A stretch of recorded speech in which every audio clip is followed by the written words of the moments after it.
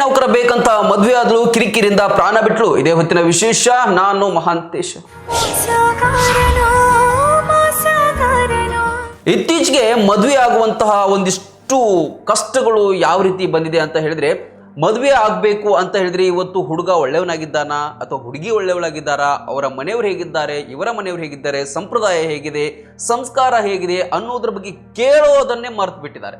ಯಾಕಂತ ಹೇಳಿದ್ರೆ ಇತ್ತೀಚೆಗೆ ಹುಡುಗನ ಸ್ಯಾಲ್ರಿ, ಹುಡುಗನ ನೌಕರಿ ಇಷ್ಟು ಇದ್ರೆ ಸಾಕು, ಮತ್ತೆ ಹುಡುಗನ ಆಸ್ತಿ ಏನಿದೆ ಇಷ್ಟಿದ್ರೆ ಸಾಕು, ಹುಡುಗನ ಕಣ್ಣು ಮುಚ್ಚಿ ಕೊಡುವಂತಹ ತಂದೆ ತಾಯಿಗಳು, ಹೆಣ್ಣು ಹೆತ್ತಂತಹ ತಂದೆ ತಾಯಿಗಳು ಮುಂದಾಗ್ತಾ ಇದ್ದಾರೆ. ಸ್ಟಾರ್ಟಿಂಗ್ ಏನಾದರೂ ಒಂದು ಹುಡುಗ ಹುಡುಗಿಗೆ ಗಂಡು ಹೆಣ್ಣು ನೋಡ್ತಾ ಇದ್ದಾರೆ ಅಂತ ಹೇಳಿದ ತಕ್ಷಣ ಬಯೋಡೇಟಾಗಳನ್ನ ಕಳಿಸುವಾಗ, ಬಯೋಡೇಟಾ ಕಳಿಸಿದ ತಕ್ಷಣ ಅದರಲ್ಲಿ ಏನಂತ ಹೇಳಿದ್ರೆ ಫೋನ್ ಮಾಡಿದ ತಕ್ಷಣವೇ ಹೇಳ್ತಾರೆ ಹುಡುಗನ ಗೌರ್ಮೆಂಟ್ ಜಾಬ್ ಇದೆಯಾ, ಆಸ್ತಿ ಇದೆಯಾ, ಇಲ್ಲ ಅಂತ ಹೇಳಿದ ತಕ್ಷಣ ಹುಡುಗ ಯಾವ ರೀತಿ ಇದ್ದಾನೆ, ಅವರ ಮನೆ ಹಿನ್ನೆಲೆ ಹೇಗಿದೆ ಅಂತ ಹೇಳಿ ಕೇಳೋದನ್ನೇ ಮರೆತು ಬಿಟ್ಟಿದ್ದಾರೆ. ಯಾಕಂತ ಹೇಳಿದ್ರೆ ಇವತ್ತು ಒಟ್ಟಿನಲ್ಲಿ ಸೆಕ್ಯೂರ್ ಲೈಫನ್ನ ಹೆಣ್ಣು ಹೆತ್ತಂತಹ ತಂದೆ ತಾಯಿಗಳು ನೋಡ್ತಾ ಇದ್ದಾರೆ. ಹೀಗೇನೆ ಸರ್ಕಾರಿ ನೌಕರಿಯ ಒಬ್ಬ ಹುಡುಗನಿಗೆ ಮದುವೆ ಮಾಡಿದಂತಹ ಇಲ್ಲಿ ಒಬ್ಬ ಹೆಣ್ಣು ಹೆತ್ತವರು ತಮ್ಮ ಮಗಳನ್ನೇ ಇವತ್ತು ಕಳ್ಕೊಳ್ಳುವಂತಹ ಪರಿಸ್ಥಿತಿಗೆ ಬಂದಿದ್ದಾರೆ. ಅವಳೀಗ ಪ್ರಾಣವನ್ನ ಬಿಟ್ಟಿದ್ದಾಳೆ.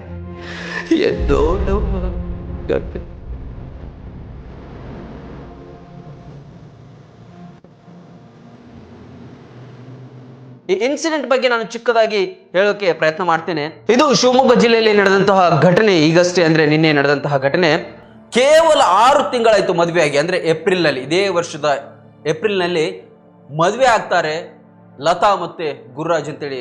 ಆ ಗುರುರಾಜ್ ಯಾವುದೋ ಒಂದು ಸರ್ಕಾರಿ ನೌಕರಿಯ AW ಅಂತ ಹೇಳಿದ್ರೆ ಅಸಿಸ್ಟೆಂಟ್ ಎಕ್ಸಿಕ್ಯೂಟಿವ್ ಇಂಜಿನಿಯರ್ ಅಂತ ಹೇಳಿ ಅವನು ಜಾಬ್ ಮಾಡ್ತಾ ಇರ್ತಾನೆ. ಸರ್ಕಾರಿ ನೌಕರಸ್ಥ ಹುಡುಗ, ಸರ್ಕಾರಿ ನೌಕರಿ ಇದೆ ಅಂತ ಹೇಳಿ ಏನು ಹೆಣ್ಣು ಹೆತ್ತವರು 30 ಗ್ರಾಮ್ ಚಿನ್ನ, 10 ಲಕ್ಷ ವರದಕ್ಷಿಣೆ ಜೊತೆಗೆ ಎಲ್ಲ ಸೇರಿ ಒಟ್ಟು 60 ಲಕ್ಷ ರೂಪಾಯಿ ಖರ್ಚು ಮಾಡಿದಂಥ ಲತಾನ ಮನೆಯವರು ಶಿಕಾರಿಪುರದ ಹುಡುಗನಿಗೆ ಮದುವೆ ಮಾಡಿ ಕೊಡ್ತಾರೆ. ಆದರೆ ಆ ಹೆಣ್ಣು ಅಲ್ಲಿಗೆ ಹೋದ ತಕ್ಷಣ ಬಹಳಷ್ಟು ಕಿರಿಕಿರಿಯನ್ನ ಅನುಭವಿಸ್ತಾಳೆ. ಬಹಳಷ್ಟು ನೋಡೋದಕ್ಕೂ ಕೂಡ ಸುಂದರವಾಗಿದ್ದಾಳೆ, ಎಜುಕೇಟೆಡ್ ಆಗಿದ್ದಾಳೆ.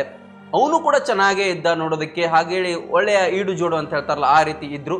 ಕೇವಲ ಏಪ್ರಿಲ್ನಲ್ಲಿ ಮದುವೆ ಆದಂಥ ಈ ಜೋಡಿ 6-7 ತಿಂಗಳು ಆಗುವ ಹೊತ್ತಿಗೆ ಈಗ ಅವಳು ಒಂದು ಭದ್ರಾವತಿಯ ಡ್ಯಾಮ್ಗೆ ಹಾರಿ ತನ್ನ ಪ್ರಾಣವನ್ನ ಬಿಟ್ಟಿದ್ದಾಳೆ. ಇಲ್ಲಿ ಮನೇಲಿ ಕಿರಿಕಿರಿ ಆಯ್ತಂತೆ ಅವಳಿಗೆ. ಅಂದ್ರೆ ಹೋದ ತಕ್ಷಣವೇ ಮನೇಲಿ ಎಲ್ಲದಕ್ಕೂ ಅಡ್ಜಸ್ಟ್ ಮಾಡ್ಕೋ ಅಂತ ಹೇಳೋದು. ಇನ್ನು ಹುಡುಗನ ಕ್ಯಾರೆಕ್ಟರ್ ಬಗ್ಗೆ ಕೂಡ ಅವಳು ಡೆತ್ ನೋಟ್ ಬರೆದಿಟ್ಟು ಅವಳು ಪ್ರಾಣವನ್ನ ಬಿಟ್ಟಿದ್ದಾಳೆ. ಏನು ಡೆತ್ ನೋಟ್ ಬರೆದಿದ್ದಾಳೆ ಅಂತ ಹೇಳಿದ್ರೆ, ಅವನು ಹುಡುಗ ಏನು ಗಂಡ ಇದ್ದಾನೆ, ಅವರ ಅಕ್ಕನ ಮಗಳ ಜೊತೆ ಕೂಡ ಹೆಚ್ಚಿಗೆ ಸಲುಗೆಯಿಂದ ಇದ್ದ, ಅದನ್ನು ಕೂಡ ನನ್ನಿಂದ ಸಹಿಸ್ಕೊಳ್ಳೋಕ್ಕಾಗ್ತಿಲ್ಲ. ಜೊತೆಗೆ ಏನಾದರೂ ಹೇಳಿದರೆ ಅವರ ಅಕ್ಕಂದ್ರಾಗಿರ್ಬೋದು, ಅತ್ತೆ ಮಾವ ಆಗಿರ್ಬೋದು, ಗಂಡ ಆಗಿರ್ಬೋದು, ಎಲ್ಲರೂ ಕೂಡ ಏನಾದರೂ ಚುಚ್ಚು ಮಾತುಗಳನ್ನು ಮಾತನಾಡುವಂಥದ್ದು, ವರದಕ್ಷಿಣೆಯ ಬಗ್ಗೆ ಇನ್ನಷ್ಟು ಬೇಕು ಅಂತನ್ನುವಂಥ ಮಾತುಗಳಾಗಿರಬಹುದು. ಹೀಗೆ ಒಟ್ಟಾರೆ ಎಲ್ಲವನ್ನ ಸೇರಿ ಅವಳು ಡೆತ್ ನೋಟ್ನಲ್ಲಿ ಬರೆದಿಟ್ಟು ಮಾನಸಿಕವಾಗಿ ನಾನು ನೊಂದಿದ್ದೇನೆ, ಮಾನಸಿಕವಾಗಿ ಕಿರಿಕಿರಿಯನ್ನು ಅನುಭವಿಸಿದ್ದೇನೆ, ನನಗೆ ಇಲ್ಲಿ ಗಂಡನ ಮನೆಯಲ್ಲಿ ಇರೋದಕ್ಕೆ ಆಗ್ತಾ ಇಲ್ಲ, ನನ್ನನ್ನು ಕ್ಷಮಿಸಿ ಅಪ್ಪ ಅಮ್ಮ ಅಂತ ಹೇಳಿ ಡೆತ್ ನೋಟನ್ನು, ಅಂದರೆ ಮೊಬೈಲ್ನಲ್ಲೇ ವಾಟ್ಸಪ್ನಲ್ಲಿ ಡೆತ್ ನೋಟನ್ನು ಸೆಂಡ್ ಮಾಡಿ ಅವಳು ಆ ಮೊಬೈಲ್ ಮತ್ತು ತನಗೆ ಕೈಯಲ್ಲಿ ಹಾಕ್ತಕ್ಕಂಥ ಬಳೆಗಳನ್ನು ಇಟ್ಟು ಆ ಡ್ಯಾಮ್ಗೆ ಹಾರಿ ಪ್ರಾಣವನ್ನು ಬಿಟ್ಟಿದ್ದಾಳೆ. ಇದು ಏನು ಅಂತ ಹೇಳಿದ್ರೆ, ಇವತ್ತು ಯಾಕೆ ಈ ರೀತಿಯ ಪ್ರಕರಣಗಳು ಆಗ್ತಾ ಇದೆ ಅಂತ ಹೇಳಿದ್ರೆ, ಸರ್ಕಾರಿ ಜಾಬಲ್ಲೇ ಇರಬೇಕು ಹುಡುಗ ಅನ್ನುವಂಥ ಒಂದು ಹುಚ್ಚು ಆಸೆಗೆ ಇವತ್ತು ತಂದೆ ತಾಯಿಗಳು ಬಿದ್ದಿದ್ದಾರೆ. ಹಾಗಾದರೆ ತಂದೆ ತಾಯಿಗಳದ್ದು ತಪ್ಪ, ಹೆಣ್ಣು ಹೆತ್ತವ್ರದ್ದು? ಖಂಡಿತ ಅಲ್ಲ. ಯಾಕಂತ ಹೇಳಿದ್ರೆ ತಮ್ಮ ಮಗಳು ಹೋದ ಮನೆಯಲ್ಲಿ ಚೆನ್ನಾಗಿರಬೇಕು, ಯಾವುದೇ ಕಷ್ಟಗಳು ಬರಬಾರ್ದು. ಒಂದು ವೇಳೆ ಗಂಡನಿಗೆ ಏನಾದರೂ ಪ್ರಾಬ್ಲಮ್ ಆದರೂ ಕೂಡ ಹೆಂಡತಿ ಆ ಒಂದು ಸರ್ಕಾರಿ ನೌಕರಿಯ ಆಧಾರದ ಮೇಲೆ ಆದರೂ ಬದುಕ್ತಾಳೆ, ಯಾವುದೂ ಕೂಡ ತೊಂದರೆ ಇರೋದಿಲ್ಲ. ಸಾಕಿ ಸಲ್ಲಿದಂಥ ಮಗಳು ಗಂಡನ ಮೇಲೆ ಚೆನ್ನಾಗಿರಲಿ ಅಂತ ಹೇಳಿ ಸರ್ಕಾರಿ ನೌಕರಿ ಹುಡುಗ ಇದ್ದರೆ ಓಕೆ ಅಪ್ಪ ಅನ್ನುವಂಥ ಮನಸ್ಥಿತಿಗೆ ಇವತ್ತು ಬಂದಿದ್ದಾರೆ. ಹಾಗಂತ ಹೇಳಿ ಎಲ್ಲ ಸರ್ಕಾರಿ ನೌಕರಸ್ಥರು ಈ ಪ್ರಕರಣದಲ್ಲಿ ಆದಂಥ ಕಿರಿಕಿರಿಗಳನ್ನು ಕೊಡ್ತಾರಾ? ಅದು ಕೂಡ ಇಲ್ಲ. ಎಲ್ಲ ಕೂಡ ಒಳ್ಳೆಯವರಿದ್ದಾರೆ. ಸಾಧಾರಣ ವ್ಯಕ್ತಿಯವರಿಗೂ ಕೊಟ್ಟರು ಅದರಲ್ಲೂ ಒಳ್ಳೆಯವರು ಕೆಟ್ಟವರಿದ್ದಾರೆ. ಗೌರ್ಮೆಂಟ್ ನೌಕರಿಯಲ್ಲಿ ಕೊಟ್ಟರು ಕೂಡ ಅದರಲ್ಲೂ ಒಳ್ಳೆ ಹುಡುಗ ಕೆಟ್ಟ ಹುಡುಗ ಅಂತ ಈ ರೀತಿ ಇದ್ದೇ ಇರ್ತಾರೆ. ಹಲವಾರು ಚಟಗಳನ್ನು ಮಾಡುವವರಿದ್ದಾರೆ, ಚಟಗಳ ಮಾಡದೇ ಇದ್ದವರು ಕೂಡ ಸಾಕಷ್ಟು ಜನ ಇದ್ದಾರೆ. ಆದರೆ ಇವತ್ತು ಹಠಕ್ಕೆ ಬಿದ್ದಂತಹ ತಂದೆ ತಾಯಿಗಳು ಸರ್ಕಾರಿ ನೌಕರಿ ಬೇಕು, ಆಸ್ತಿ ಬೇಕು ಅಂತ ಹೇಳಿ ತೀರಾ ವಿಪರೀತವಾದಂತಹ ಒಂದು ಆಸೆಗಳನ್ನು ಇಟ್ಕೊಳ್ತಾ ಇದ್ದಾರೆ. ಇವತ್ತು ದಯವಿಟ್ಟು ಇದರ ಬಗ್ಗೆ ವಿಚಾರ ಮಾಡಿ. ಆ ಸರ್ಕಾರಿ ನೌಕರಿಯ ಹುಡುಗ ಕುಡಿತಾ ಇದ್ದಾನಾ, ಬೇರೆ ಹುಡುಗಿಯರ ಚಟ ಇದೆಯಾ, ಅಥವಾ ಯಾವುದಾದ್ರೂ ಬ್ಯಾಡ್ ಹ್ಯಾಬಿಟ್ಸ್ ಇದೆಯಾ ಅನ್ನೋದ್ರ ಬಗ್ಗೆ ಸ್ವಲ್ಪ ಕೂಲಂಕುಷವಾಗಿ ಪರಿಶೀಲನೆ ಮಾಡಿ. ಹಿಂದಿನ ಕಾಲದಲ್ಲಾದರೆ ಪರಿಶೀಲನೆ ಮಾಡೋದಕ್ಕೆ ಅವಕಾಶಗಳು ಕಮ್ಮಿ ಇತ್ತು. ಆದರೆ ಇವತ್ತು ಮೊಬೈಲ್ಗಳಿದೆ, ಅವರ ಊರಿನವರು ಯಾರಾದರೂ ಕಾಂಟ್ಯಾಕ್ಟ್ ಆಗ್ತಾರೆ, ಪರಿಚಯ ಆಗ್ತಾರೆ, ಆ ಹುಡುಗ ಹೇಗೆ, ಅವರ ಕ್ಯಾರೆಕ್ಟರ್ಗೆ, ಮನೆಯವ್ರು ಹೇಗೆ ಅಂತ ಕೇಳ್ಕೊಳ್ಳೋದಕ್ಕೆ ಒಂದು ಈಸಿ ಆದಂತಹ ಒಂದಿಷ್ಟು ಇವತ್ತು ಸಾಧನಗಳಿದೆ. ಅವುಗಳನ್ನ ಬಳಸ್ಕೊಂಡಾದರೂ ಸ್ವಲ್ಪ ಕೇಳಬೇಕು. ಇದೆಲ್ಲ ಕೇಳಿದ ನಂತರ ಮುಂದಿನ ದಾರಿಯನ್ನ ತಂದೆ ತಾಯಿಗಳು ಹಿಡ್ಕೊಳ್ಬೇಕಾದಂತ ಇದಿದೆ. ಇನ್ನು ಈ ಹುಡುಗಿ ಕೂಡ ಏನಂತ ಹೇಳಿದ್ರೆ, ಈ ಹುಡುಗಿ ಒಂದೇ ಅಲ್ಲ, ಇವತ್ತಿನ ಆಗ್ತಕ್ಕಂಥ ಎಷ್ಟೋ ಪ್ರಕರಣಗಳಲ್ಲಿ ಏನಂತ ಹೇಳಿದ್ರೆ ದುಡುಕಿನ ನಿರ್ಧಾರವನ್ನು ತೆಗೆದುಕೊಳ್ತಾ ಇದ್ದಾರೆ ಹುಡುಗಿಯರು. ಅಲ್ಲ ರೀ, ಇವತ್ತು ಇಷ್ಟು ಮೊಬೈಲ್ಗಳಿದೆ, ಮಹಿಳಾ ಆಯೋಗಗಳಿದೆ, ಎಷ್ಟೋ ಪೊಲೀಸ್ ಕಾನೂನು ವ್ಯವಸ್ಥೆಗಳು ನಿಮಗೆ ಸುಲಭವಾಗಿ ಕೈಗೆ ಸಿಗ್ತದೆ. ಒಂದೇ ಒಂದು ಮೊಬೈಲ್ನಲ್ಲಿ ನೀವು ಯಾರಿಗಾದ್ರೂ ಒಂದು ಲೆಟರ್ನ ಅಥವಾ ಏನಾದರೂ ಒಂದು ಮೆಸೇಜನ್ನು ಹಾಕಿದರೆ ಇಮ್ಮಿಡಿಯೇಟ್ ಆಗಿ ನಿಮ್ಮ ಹತ್ರ ಅವರು ಬಂದು ನಿಮ್ಮ ಸಮಸ್ಯೆಗಳನ್ನು ಬಗೆಹರಿಸ್ತಾರೆ. ಓಕೆ, ನನ್ನ ಗಂಡ ಈ ರೀತಿ ಕಿರಿಕಿರಿ ಕೊಡ್ತಾ ಇದ್ದಾನೆ, ಅತ್ತೆ ಮಾವ ನಂಗೆ ಕಿರಿಕಿರಿ ಕೊಡ್ತಾ ಇದ್ದಾರೆ, ಅವರ ಮನೆಯವರು ನನಗೆ ಕಿರಿಕಿರಿ ಕೊಡ್ತಾ ಇದ್ದಾರೆ ಅಂತ ಹೇಳಿದ್ರೆ ಆಗಿತ್ತಲ್ವಾ? ಅಥವಾ ತಂದೆ ತಾಯಿಗಳಿಗಾದ್ರೂ ಯಾರಿಗಾದ್ರೂ ಅಣ್ಣ ತಮ್ಮಂದರಿಗೆ ಹೇಳಿದ್ರು ಕೂಡ ಆಗ್ತಿತ್ತಲ್ವಾ?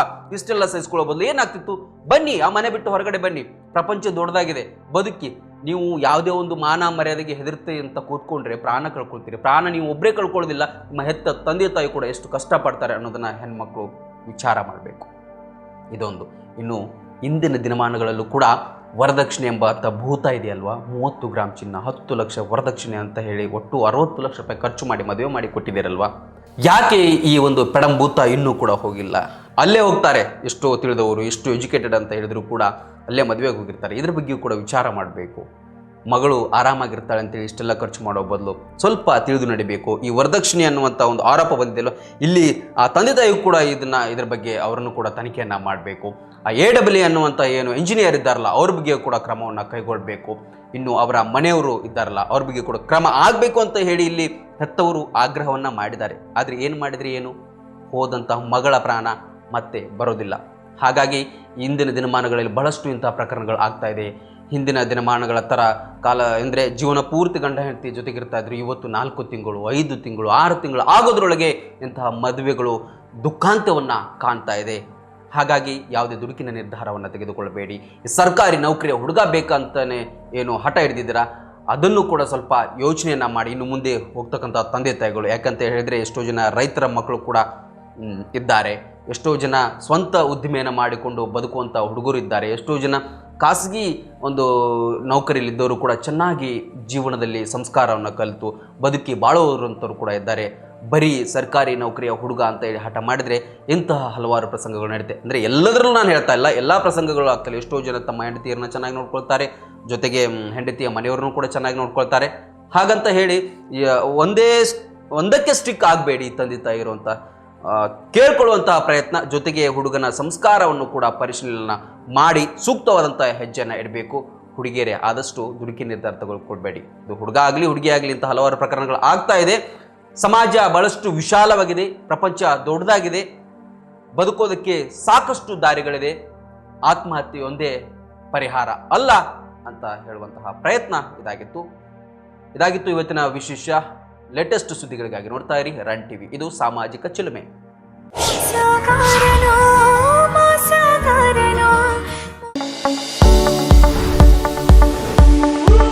ಎಲುಬು ಕೀಲುಗಳ ನೋವಿನಿಂದ ಬಳಲ್ತಿದ್ದೀರಾ?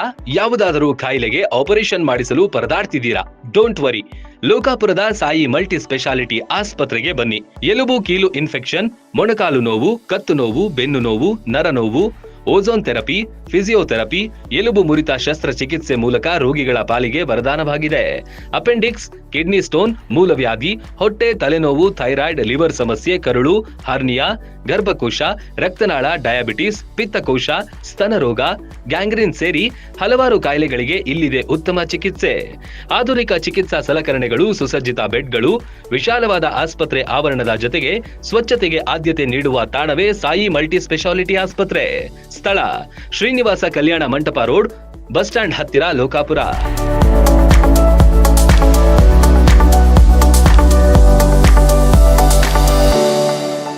ರನ್ ಟಿವಿ ನ್ಯೂಸ್ ವಿಡಿಯೋಸ್ ನೋಡಲು ಸಬ್ಸ್ಕ್ರೈಬ್ ಮಾಡಿ, ಬೆಲ್ ಐಕಾನ್ ಪ್ರೆಸ್ ಮಾಡಿ.